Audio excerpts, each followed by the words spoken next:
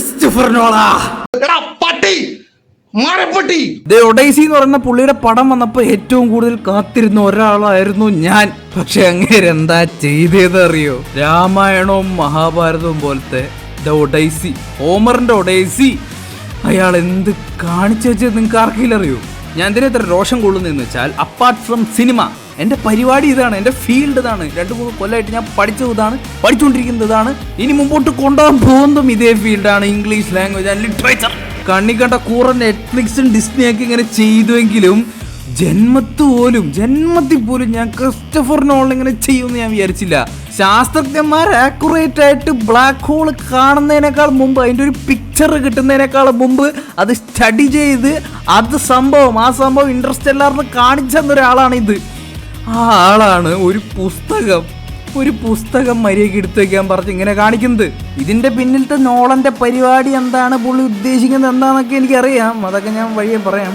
നമുക്ക് രാമായണവും മഹാഭാരതം എങ്ങനെയാണോ അതുപോലെയാണ് ഗ്രീക്ക് ലിറ്ററേച്ചറിൽ, എസ്പെഷ്യലി വേൾഡ് ലിറ്ററേച്ചറിൽ നമ്മുടെ ട്രോജൻ വാറും ഒഡീസിയസും ഒക്കെ അത്രയും ഏൻഷ്യൻ്റ് ആയിട്ടുള്ള ഒരു ലിറ്ററേച്ചറാണ് ഈ സംഭവം.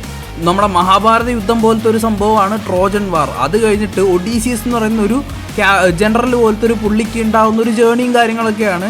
പുള്ളിയുടെ മകൻ ടെലിമച്ചസ് അവിടെ പെട്ടുകിടക്കുന്നതും പുള്ളിയുടെ ഭാര്യ രക്ഷിക്കാൻ തിരിച്ചു പോകുന്നതും അങ്ങനെ കിട്ടില്ല സാധനമാണത്. ഈ ട്രോജൻ വാറിൻ്റെ മെയിൻ ഒരു സംഭവം എന്താണെന്ന് വെച്ചാൽ, ഹെലൻ ഓഫ് സ്പാർട്ടനെ നമ്മുടെ ട്രോയ് എന്ന് പറയുന്ന ഒരു സ്ഥലത്തുള്ള ഒരു പുള്ളി നൈസായിട്ട് അങ്ങോട്ട് കൊണ്ടുപോകും. അപ്പോൾ പുള്ളിയുടെ ഭർത്താവ് വലിയ പടയും കൊണ്ട് ഇറക്കി വരുന്നതൊക്കെയാണ് സംഭവം. അവരിൽ മിക്കവരും മരിച്ചു പോകും, കുറച്ച് പേര് സർവൈവിങ് ആയിട്ടുണ്ടാവുള്ളൂ. അതിലൊരാളാണ് ഒഡീസിയസ്. അതാണ് നമ്മുടെ ഈ ഒഡീസി എന്ന് പറഞ്ഞ കഥയിലത്തെ നായകൻ. ഹെലൻ ഓഫ് ട്രോയ്, അതായത് ഹെലൻ ഓഫ് സ്പാർട്ടനെ പറ്റി പറയുന്നത്, ഹോമർ പറയുന്നത് 10,000 കപ്പല് അഴിമുഖത്ത് വന്ന് ഇറങ്ങാൻ കാരണമായിട്ടുള്ള മുഖം എന്നാണ്.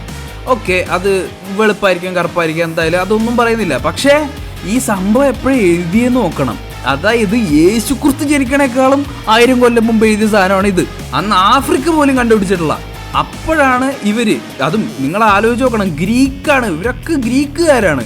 ഇന്നത്തെ ഗ്രീക്കുകാർ ചോദിക്കുന്നത്, നോളനോട് ചോദിക്കുന്നത്, അന്നത്തെ കാലത്ത് ഏത് ബ്ലാക്കാണ് ഈ ഗ്രീക്കിലുണ്ടായിരുന്നതെന്ന്. ഇപ്പം നിങ്ങൾ തന്നെ ജസ്റ്റ് ആലോചിച്ച് നോക്കുക. നമ്മുടെയൊക്കെ മഹാഭാരതം ക്രിസ്റ്റഫർ നോളൻ എടുത്തിട്ട് അതിലെ കർണനെ പിടിച്ചങ്ങോട്ട് ബ്ലാക്ക് അമേരിക്കൻ ആക്കുക, അല്ലെങ്കിൽ അർജുനെ പിടിച്ച് ബ്ലാക്ക് അമേരിക്കൻ ആക്കാം, നമുക്ക് ഇഷ്ടപ്പെടുമോ?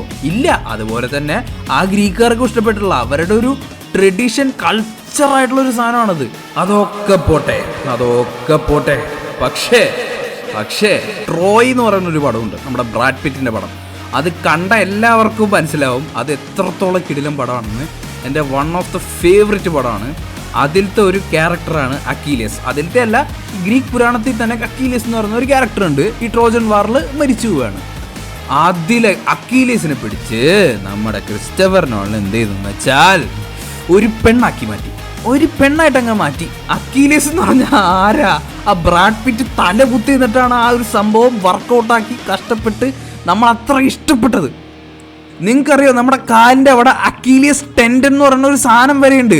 ആ ടെൻഡനിൽ എങ്ങാണ്ട് ഒരു അമ്പോ കമ്പോ അങ്ങനെ എന്തോ കൊണ്ടിട്ടാണ് അക്കീലിയസ് മരിച്ചു പോകുന്നതും. അത്രയും ഇമ്പാക്റ്റുള്ള സാധനം, അത്രയും ഇമ്പാക്റ്റുള്ള ആ ക്യാരക്ടർ, 12,000 കൊല്ലമായിട്ട് ഇവിടെ ഉള്ള ക്യാരക്ടർ പുള്ളി അങ്ങോട്ട് പിടിച്ച് പെണ്ണാക്കി. എന്തിന് ബ്രോ എന്തിന്? ഒരു ബ്ലാക്ക് ഹോള് ആക്യുറേറ്റ് ആയിട്ട് വേണം എന്ന് വിചാരിക്കുന്ന ക്രിസ്റ്റഫർ എഡ്വേർഡ് നോളന് എന്തുകൊണ്ട് ഒരു പുസ്തകം മര്യാദയ്ക്ക് എടുക്കാൻ പറ്റുന്നില്ല? എന്തുകൊണ്ടാണെന്ന് നിങ്ങൾക്ക് തോന്നുന്നുണ്ടാവും. ഞാൻ പറഞ്ഞുതരാം. അതിനല്ലേ ഞാൻ ഇവിടെ ഇരിക്കണേ. ഓസ്കാറിൽ ഈയിടെ ബെസ്റ്റ് പിക്ചറിലേക്ക് എടുക്കണമെങ്കിൽ, ആ നോമിനേഷൻ എടുക്കണമെങ്കിൽ ചില നിയമങ്ങൾ ഓസ്കാർ പ്രസിദ്ധീകരിച്ചു. അതായത് ഇത് ഫോളോ ചെയ്താലേ ബെസ്റ്റ് പിക്ചറിലേക്ക് ആ പടം എടുക്കുള്ളൂ. ആ നിയമങ്ങൾ എന്തൊക്കെയാണെന്ന് ഞാനിപ്പോൾ പറഞ്ഞുതരാം. റെപ്രസെൻറ്റേഷൻ ആൻഡ് ഇൻക്ലൂഷൻ സ്റ്റാൻഡേർഡ്സ് എന്നാണ് അതിൻ്റെ ഒരു ഹെഡ്ലൈൻ.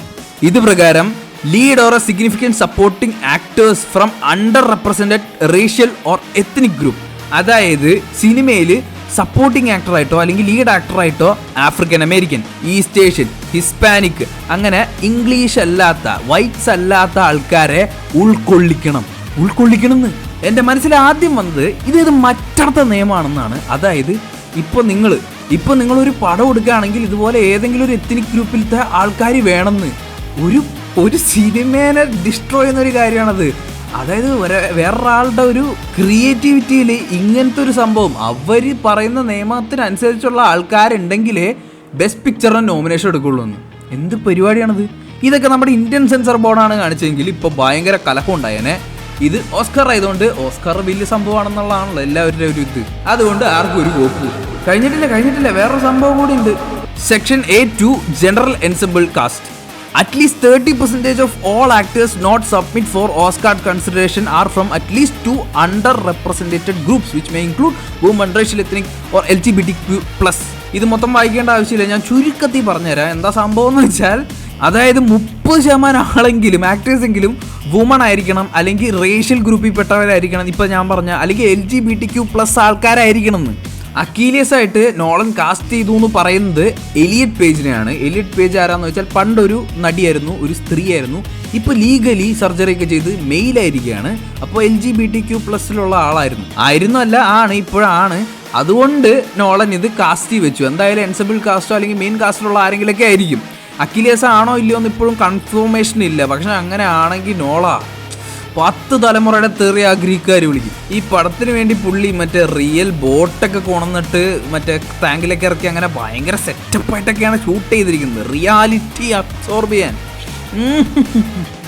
ഇതിൽ വരുന്ന ഭാഷ കേട്ടാലുണ്ടല്ലോ, റോബർട്ട് പാറ്റിൻസൺ ഒരു ക്യാരക്ടറാണ് നമ്മുടെ ഒഡീസിയസ് ട്രോജൻ വാറിന് പോകുമ്പോൾ 10-20 കൊല്ലം കഴിഞ്ഞിട്ടാണ് തിരിച്ചു വരുന്നത്. അപ്പോൾ പുള്ളിയുടെ ഭാര്യ മറ്റേ കോർട്ടിൽ ഒറ്റയ്ക്കായിരിക്കും, ആ ഒരു കോട്ടയിൽ ഒറ്റയ്ക്കായിരിക്കും. അപ്പോൾ ആ ടൈമിൽ ഇവരെ കുറച്ച് പേര് ഷൂട്ടേഴ്സ് വന്നിട്ട് അവിടെ ക്യാമ്പ് അടിക്കും ആ പുള്ളിക്കാരിനെ വളച്ചുകൊണ്ട് പോകാൻ.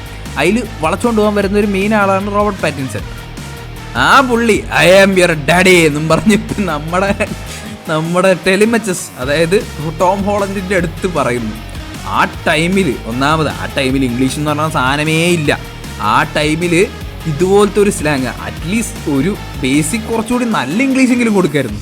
ഡാഡി എന്ന് പറഞ്ഞ വാക്കൊക്കെ വന്നത് നൂറ്റാണ്ടുകൾക്ക് ശേഷമാണ്. ആ ഒരു സംഭവം നടന്നിട്ട് നൂറ്റാണ്ടുകൾക്ക് ശേഷം ഇംഗ്ലീഷ് തന്നെ വന്നു കഴിഞ്ഞിട്ട് കുറേ കൊല്ലങ്ങൾക്ക് ശേഷമാണ് ഈ ഡാഡി എന്ന് പറയുന്ന വാക്ക് തന്നെ പറയുന്നത്. നിങ്ങൾ മറ്റേ കൽക്കിയിലത്തെ സീൻ കേട്ടിട്ടില്ലേ, ഹേ ധനഞ്ജയ നിന്റെ രഥം അഗ്നിദേവന്റെ വരം, ആ ഒരു സീൻ അത് എന്ത് രസമായിട്ടാണല്ലോ എടുത്തത്. ആ ഒരു സീനിൽ എന്താ ധനഞ്ജയ ബ്രോ അങ്ങനത്തെ ഒരു സാധനം വന്നാൽ എങ്ങനെ ഇരിക്കും, അതുപോലെയാണ് ഈ സംഭവം കേൾക്കുമ്പോൾ അവർക്കൊക്കെ തോന്നാം. മലക്കോട്ടൈ വാലിബൻ ഇറങ്ങുന്നത് വരെ LJP ഒരു മോശം പടം ചെയ്യുന്നത് നമ്മൾ വിചാരിച്ചിട്ടേ ഇല്ല.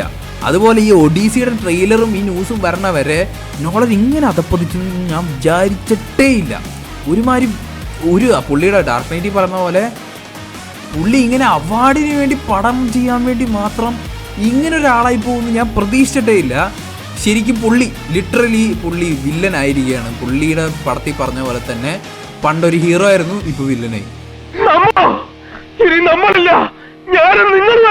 കടൽ കാറ്റിൻ നെഞ്ചിൽ കടലായി